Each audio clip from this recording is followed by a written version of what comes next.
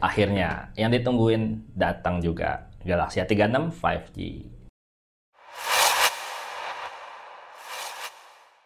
Halo Sobat Tekno, gimana kabar lo hari ini? Semoga selalu sehat dan banyak rezeki. Kali ini kita akan bahas smartphone terbaru dari Samsung seri A. Nih, Galaxy A36 5G. Ini harganya kalau dibandingin sama pendahulunya tuh lebih mahal 200.000 ya. Kalau pendahulunya kan mulai dari 4.999, kalau ini udah 5.199. Atau lo bisa cek ya, link deskripsi video buat beli HP ini harganya berapa.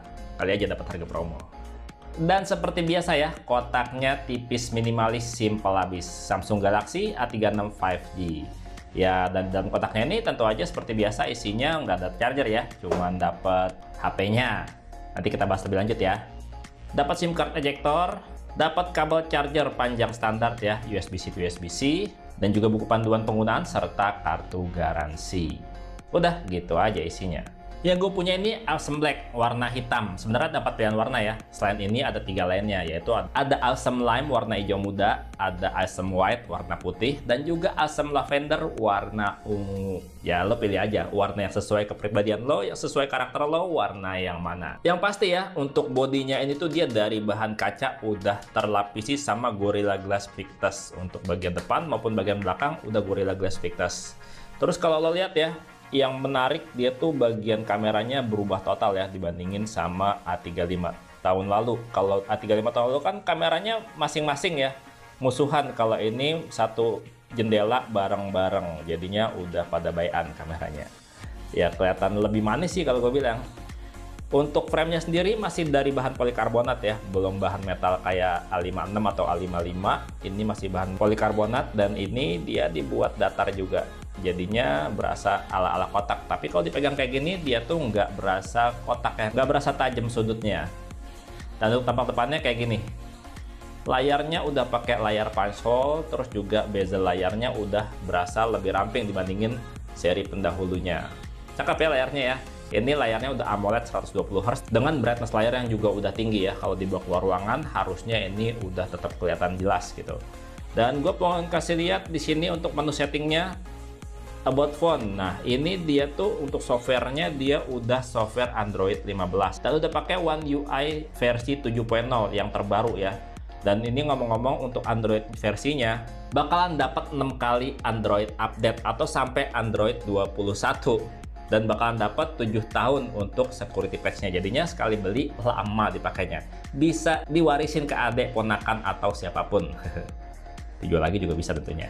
Di Indonesia sendiri ada 3 pilihan varian ya. Kalau yang gue punya ini yang varian 128GB storage dengan 8GB RAM. Ada juga yang varian 8GB dengan 256GB storage dan juga 12GB RAM dengan 256GB storage. Jadinya ya pilih aja sesuai kebutuhan. Storage-nya mau 128GB atau yang 256GB. Karena HP ini tuh untuk slot kartunya dia cuma dual SIM aja ya. Dan karena dual SIM jadinya lo nggak bisa pakai micro SD di HP ini. Nih gue kasih lihat nih, slot kartunya dia tuh model sandwich kayak gini ya, SIM 1 dan SIM 2, nggak ada slot micro SD sama sekali. Jadi ya kalau lo butuh lebih gede, lo belinya yang 256GB, jangan 128GB kayak yang gue punya ini. Dan untuk sensor sidik jari juga cepat banget ya, sekali tap langsung kebuka. Dan ngomong-ngomong RAM-nya yang 8GB atau yang kalau lo beli yang 12GB bisa di-upgrade, bisa ditambahin. Kalau dari menu setting pilih device care, terus pilih bagian memori di paling bawah sini. Nanti ada fitur namanya RAM Plus, lo bisa tambahin deh. Mau pakai 4GB atau 8GB, atau kalau lo punyanya yang varian 12GB bakal ada pilihan 12GB-nya. Kalau ini gue biarin aja sih, nggak gue utak-atik, apa adanya aja. Sesuai standar pabrikan aja. Ini layarnya asli cakep, keren banget. Dan ngomong-ngomong untuk performa juga dia udah upgrade ya, dari pakai Exynos sekarang dia pakai Snapdragon. Ya tapi Snapdragonnya bukan yang kencang banget ya, ini Snapdragon 6 Gen 3. Dan kalau secara AnTuTu skornya segini nih. Udah lumayan kencang kalau buat main PUBG Mobile, main Mobile Legends ini pastinya aman lancar. Ya di video ini gue belum bisa kasih lihat, belum bisa kasih tahu pengalaman main gamenya kayak gimana. Tapi paling gue kasih lihat untuk settingan grafisnya aja ya. Pertama kalau buat main game Mobile Legends dia udah bisa pakai settingan grafis ultra dengan frame rate super. Artinya kalau dipakai buat main game dia maksimal mentok di 60 fps ya. Sementara kalau buat main game PUBG Mobile, HP ini bisa buka game di smooth extreme sampai HDR extreme. Jadi mantap banget nih. Kalau misalnya kita ultra HDR, dia juga bisa masih, tapi nggak tahu ya performanya kayak gimana.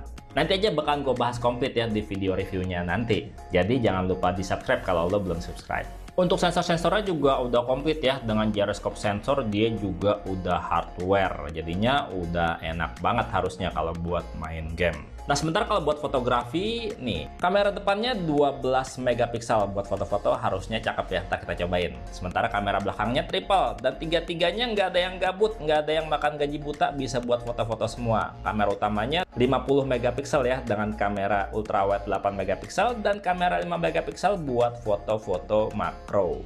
Kita cobain dulu ya buat kamera depannya 12 megapiksel. Untuk shutter speednya cepet dan lo bisa lihat hasilnya kayak gimana. Sekali lagi, ini asli sih, bening dilihatnya hasilnya. Kayak gitu. Sekarang kita cobain buat mode potretnya, buat kamera depannya kayak gimana. Udah pinter belum untuk ngeblurin gambar? Kayak gitu hasilnya. Gimana? Menurut lo rapi nggak mode potretnya? Tuh, kayak gitu tuh. Sekarang kita cobain buat kamera utamanya yang 50 megapiksel. Pertama kita foto Patrick di sini. Oke, sekarang kita cobain lagi foto buat SpongeBob. Gimana menurut lo kualitas hasil foto-foto kamera utamanya? Kita coba ya, sekarang untuk kamera utama kualitasnya kayak gini. Terus kita mundur ke pakai kamera ultrawide kayak gini hasilnya. Nah, sekarang gue pengen kasih lihat ya buat kamera makronya kayak gimana. Nih kita cobain ya, jarak dekat sekitar 4 cm ya. Tuh, kayak gitu hasilnya. Karena ini untuk kamera makronya dia belum autofocus. Kayak gitu hasilnya. Nah sekarang untuk perekaman videonya ya, HP ini tentu aja udah stabil ya, udah pakai OIS. Dan untuk perekaman video, kamera belakangnya ini dia bisa UHD 30 fps, bisa juga dia di Full HD 60 fps atau 30 fps. Sementara kalau untuk kamera depannya, dia maksimal di 30 fps semua, baik itu buat yang 4K maupun yang Full HD. Dan tentu aja ya, fitur AI-nya dari HP ini tuh banyak yang di-upgrade dibandingin Samsung Galaxy A35 tahun lalu. Banyak banget fiturnya tambahannya. Nanti kita bakalan bahas di video reviewnya buat fitur AI-nya apa aja. Dan kira-kira mau dibahas apa lagi di video reviewnya? Jangan lupa komentar sob. Dan gue pamit, sampai jumpa di video berikutnya. Bye-bye. Harganya naik. Nambah 200.000. Tapi ya, gue suka sih upgrade-nya lumayan berasa.